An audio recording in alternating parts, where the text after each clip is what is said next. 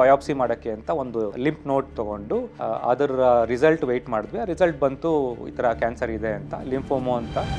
Treatment ತೊಗೋತಾ ಇರ್ಬೇಕಾದ್ರೆ October ನವಂಬರ್ನಲ್ಲಿ next year ಜುಲೈನಲ್ಲಿ ಕಾಶ್ಮೀರಲ್ಲಿ ಟ್ರೆಕ್ಕಿಂಗ್ ಇದೆ, 8 ದಿನ 25 ಕಿಲೋಮೀಟರ್ ರಿಜಿಸ್ಟರ್ ಮಾಡಿಬಿಟ್ಟೆ ನಾನು. ಇನ್ನೂ ಟ್ರೀಟ್ಮೆಂಟಲ್ಲಿ ಇದ್ದೀನಿ, ಇನ್ನೂ ಕನ್ಫರ್ಮೂ ಆಗಿರಲಿಲ್ಲ ನನಗೆ ಕ್ಯಾನ್ಸರಿಂದ ಆಚೆ ಬರ್ತೀನಿ. Life is so beautiful. Cancer ಅನ್ನೋದು ಒಂದು ಲೈಫ್ ಥ್ರೆಟ್ನಿಂಗ್ ಡಿಸೀಸ್, ಬಟ್ ಅದರಿಂದ ಆಚೆ ಬಂದಾಗ you will see life so differently.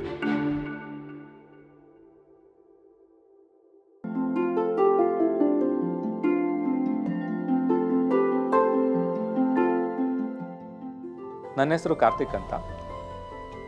ನಂಗೆ 50 ವರ್ಷ. ಬೆಂಗಳೂರಲ್ಲಿ ಬೆಳೆದಿದ್ದು, ಹುಟ್ಟಿದ್ದು ತಮಿಳ್ನಾಡು ಪೊಳ್ಳಾಚಿನಲ್ಲಿ.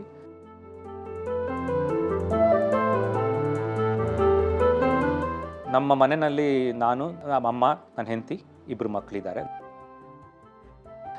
ನಾನು ವರ್ಕ್ ಮಾಡೋದು ABBನಲ್ಲಿ. ಮುಂಚೆನೇ ಒಂದು ಸ್ವಲ್ಪ ಪ್ರಾಬ್ಲಮ್ ಇತ್ತು ಬಾಡಿನಲ್ಲಿ. ನನಗೆ ಅರ್ಥ ಮಾಡ್ಕೋತಾ ಇದ್ದೆ ಏನು ಅಂತ. ಜೂನ್ 2023ನಲ್ಲಿ ತುಂಬ ತೊಂದರೆಗಳಾಯಿತು ಬಾಡಿನಲ್ಲಿ. ಹಾರ್ಟ್ ರೇಟು ಅದು ಇದು. ನಾನು ಮುಂಚೆ ಓಡ್ತಾ ಇದ್ದೆ ತುಂಬ, ನಂಗೆ ಆ ಥರ ಓಡೋಕ್ಕಾಗ್ತಿರ್ಲಿಲ್ಲ. ಸಡನ್ನಾಗಿ ಏನೋ ಬಾಡಿ ಚೇಂಜ್ ಆಯಿತು. ಆದರೆ ನಂಗೆ ಕರೆಕ್ಟಾಗಿ ಕ್ಯಾನ್ಸರ್ ಇದೆ ಅಂತ ಗೊತ್ತಾಗಿದ್ದು ಜುಲೈ ಆಗಸ್ಟ್ನಲ್ಲಿ. ನನಗೆ ಹುಷಾರಿಲ್ಲದೆ ಆಯಿತು. ಸಡನ್ನಾಗಿ ಜ್ವರ ಬಂತು. ಎಂಥ ಜ್ವರ ಅಂತ ಹೇಳಿದ್ರೆ ಅಡ್ಮಿಟ್ ಆಗಬೇಕಿತ್ತು. ಬೆಳಿಗ್ಗೆ ಎಲ್ಲ ಸೆಕೆ ಆಗುತ್ತೆ, ಸಡನ್ನಾಗಿ ಚಳಿ ಆಗುತ್ತೆ. ಒಂದ್ಸತಿ ಬೆವರ್ತಾ ಇರ್ತೀನಿ, ಫುಲ್ ಬೆವ್ತೋಗಿರ್ತೀನಿ ಹಾಸ್ಪಿಟಲ್ ಬೆಡ್ನಲ್ಲಿ.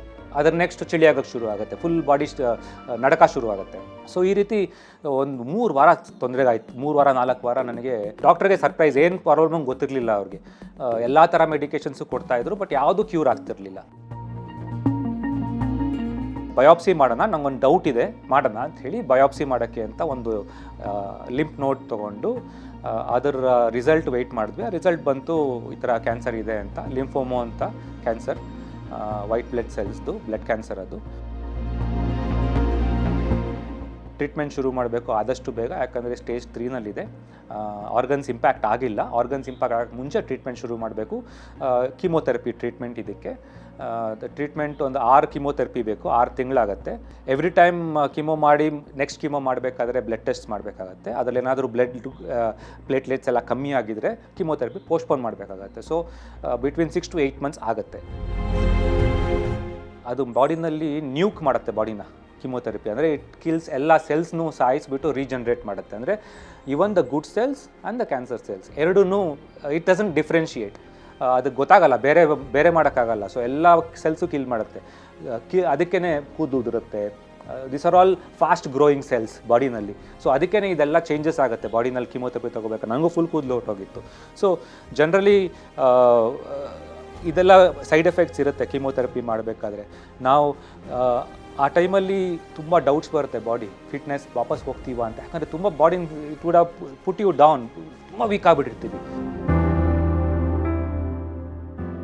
ಟ್ರೀಟ್ಮೆಂಟ್ ತೊಗೋತಾ ಇರ್ಬೇಕಾದ್ರೆ ಅಕ್ಟೋಬರ್ ನವಂಬರ್ನಲ್ಲಿ ನೆಕ್ಸ್ಟ್ ಇಯರ್ ಜುಲೈನಲ್ಲಿ ಕಾಶ್ಮೀರಲ್ಲಿ ಟ್ರೆಕ್ಕಿಂಗ್ ಇದೆ, 8 ದಿನ 25 ಕಿಲೋಮೀಟರ್ ರಿಜಿಸ್ಟರ್ ಮಾಡಿಬಿಟ್ಟೆ ನಾನು.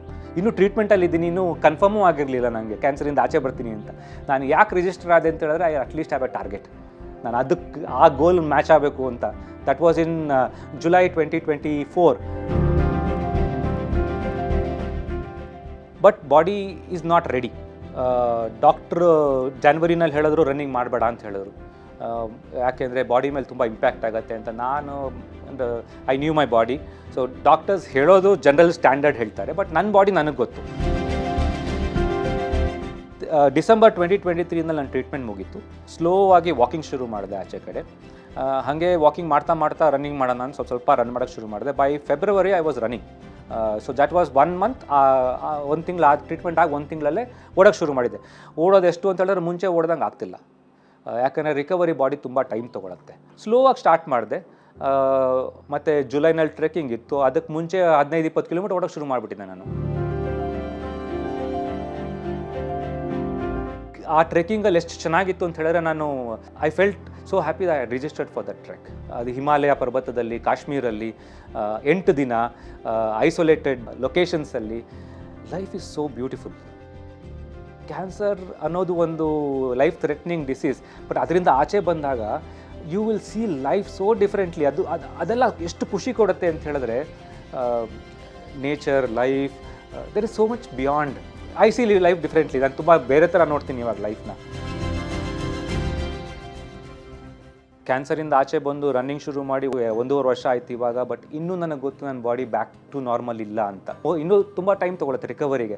ಬಟ್ ಐ ಆಮ್ ತುಂಬ ಮುಂದೆ ಬಂದಿದ್ದೀನಿ. ನಾನು ಎಲ್ಲಿದ್ದೆ, ನಾನು ಇವಾಗ ಎಲ್ಲಿ ಬಂದಿದ್ದೀನಿ. ಇವತ್ತು 21 ಕಿಲೋಮೀಟರ್ ಓಡ್ತೀನಿ. ಮುಂಚೆ 42-50 ಕಿಲೋಮೀಟರ್ ಓಡ್ತಾ ಇದ್ದೆ. ಬಟ್ ಅಷ್ಟು ಓಡೋಕ್ಕೆ ಆಗಲ್ಲ, ನನಗೆ ಗೊತ್ತು ಆಗಲ್ಲ ಅಂತ. ಬಟ್ ಆದ್ರೂ ನಾವು ಓಡೋದು ಎಷ್ಟಿದೋ ಫಿಟ್ನೆಸ್ ಮಾಡ್ಕೊಂಡಿದ್ದೀನಿ, ಖುಷಿಯಾಗಿದ್ದೀನಿ. So I always believe that ಬಾಡಿಗೆ ಎಷ್ಟು ಆಗುತ್ತೋ ಅಷ್ಟು ಮಾಡಬೇಕು.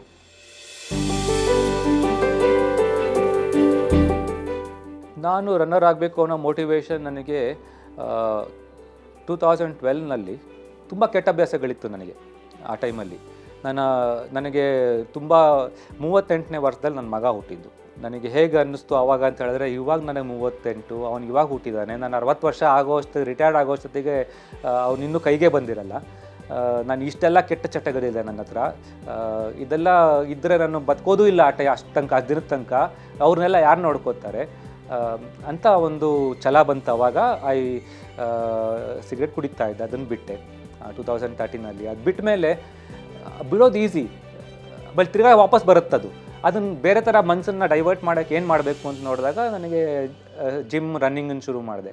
ಡೈವರ್ಟ್ ಮಾಡಬೇಕಿತ್ತು ಮೈಂಡ್ನ. ಸೊ ಆಗ ಶುರು ಮಾಡಿದ್ದು. ಮಾಡ್ತಾ ಮಾಡ್ತಾ ಸ್ನೇಹಿತರು ಸಿಕ್ಕಿದ್ರು. ನಾವೆಲ್ಲ ಹೇಳಿದ್ವಿ, ನಾವೆಲ್ಲ ಹೆಂಗಿದ್ರು ಓಡ್ತಾ ಇದ್ದೀವಿ, ಒಂದು ಗ್ರೂಪ್ ಮಾಡೋಣ ಅಂತ. ಸೊ ಒಂದು 4 ಜನ ಸೇರಿಕೊಂಡು ಗ್ರೂಪ್ ಶುರು ಮಾಡಿದ್ವಿ, ಬರ್ನರ್ಸ್ ಅಂತ. BU ರನ್ನರ್ಸ್ ಆ್ಯಕ್ಚುಲಿ ಅದು ಫುಲ್ ಎಕ್ಸ್ಪ್ಯಾನ್ಷನ್. 2013 ಎಂಡಲ್ಲಿ ಪ್ಲ್ಯಾನ್ ಮಾಡಿದ್ವಿ. 2014ನಲ್ಲಿ ನಾವೇ ಲಾಂಚ್ ಮಾಡಿಕೊಂಡು ಇವಾಗ 10 ವರ್ಷ ಆಯ್ತು ಅದಕ್ಕೆ, ಆ ಗ್ರೂಪ್ಗೆ. ಸೊ 5 ಜನ ಶುರು ಮಾಡಿದ್ವಿ. ಇವತ್ತು 200 ಜನ ಇದ್ದಾರೆ. ಆ್ಯಂಡ್ ಇವತ್ತಿರೋದು, but we have change the life of lot of people. ಏನು ನಿಮ್ಗೆ ಯಾವ್ದು ಇಷ್ಟನೋ ಅದನ್ನು ಶುರು ಮಾಡಿ. ವಾಕಿಂಗ್ ಮಾಡ್ತೀರಾ, ವಾಕಿಂಗ್ ಮಾಡಿ. ದಿನಕ್ಕೆ ಅರ್ಧ ಗಂಟೆ 3/4 ಗಂಟೆ ಸ್ಪೆಂಡ್ ಮಾಡಿ, ಸಾಕು. ಜಿಮ್ ಹೋಗಬೇಕು ಅಂತೀರಾ, ಜಿಮ್ ಹೋಗಿ. ನಿಮ್ಮ ಮನೆಯಲ್ಲಿ ನೀವೇ ನಿಮ್ಮ ಮಕ್ಳಿಗೆ ಮೋಟಿವೇಶನ್. ನೀವು ಮಾಡಿಲ್ಲ ಅಂತ ಹೇಳಿದ್ರೆ ನಿಮ್ಮ ಮಕ್ಕಳು ಮಾಡಲ್ಲ, ನೀವು ಮಾಡಿದ್ರೆ ನಿಮ್ಮ ಮಕ್ಕಳು ಮಾಡ್ತಾರೆ. ಸೊ ನಿಮ್ಮಿಂದ ಶುರು ಆಗಬೇಕು ಅದು. ಸ್ವಲ್ಪ ದಿನ ಆದಮೇಲೆ ನಿಮಗೆ ನೀವೇ ಸರ್ಪ್ರೈಸ್ ಮಾಡ್ತೀರಾ, ಎಷ್ಟು ನೀವು ಮಾಡ್ಬೋದು ಫಿಟ್ನೆಸ್ಸಲ್ಲಿ ಅಂತ. ಬಿಕಾಸ್ ಬಾಡಿ ಅಡ್ಯಾಪ್ಟ್ ಆಗ್ತಾ ಹೋಗುತ್ತೆ. You will know that. And ಏನಾಗುತ್ತೆ, you will start feeling more and more happy. Start ಮಾಡಿದ್ರೆ, ಒಂದು ಕನ್ಸಿಸ್ಟೆಂಟಾಗಿ ಮಾಡ್ತಾ ಹೋದರೆ you will actually start enjoying. ಎಲ್ಲ ಥರ ಕೆಲಸ ಮಾಡಿ, ಎಲ್ಲ ಥರ ಸ್ಟ್ರೆಸ್ ತೊಗೋತಾ ಇದ್ದೀವಿ. ಈಗ ಮೇಜರ್ ಬೇಕಿರೋದು ನಮ್ಮ ಬಾಡಿನ ನಾವೇ ನೋಡ್ಕೋಬೇಕು. ಈ ಬಾಡಿನ ನಾವು ಕಾಪಾಡಲಿಲ್ಲ ಅಂತ ಹೇಳಿದ್ರೆ ಏನು ದುಡ್ಡು ಕಾಸು ಸಂಪಾದಿಸಿದ್ರೂ ಪ್ರಯೋಜನ ಇಲ್ಲ. Health is wealth.